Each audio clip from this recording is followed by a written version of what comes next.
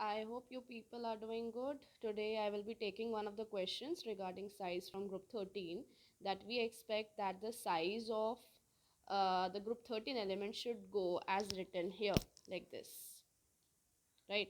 Like the size of aluminum is greater than boron, gallium greater than aluminium, indium greater than gallium, and thallium greater than indium. But actually what we have observed that it varies like this.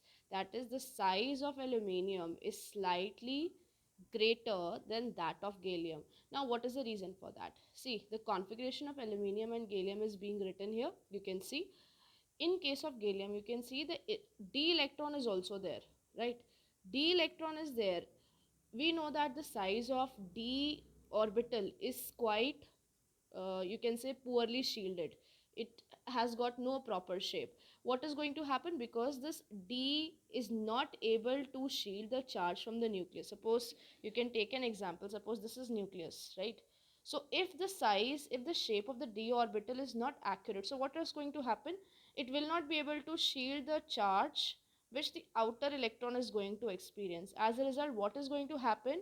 This electron, this 4p electron, will experience more charge of nucleus, due to which it would be pulled towards the nucleus, and automatically the size of gallium will decrease. So the reason for size of gallium being smaller than that of aluminum is that because gallium has got 3d, you can say 3d orbital, and we know the shielding, you understand, it means that the ability of an orbital to decrease the nucleus pull.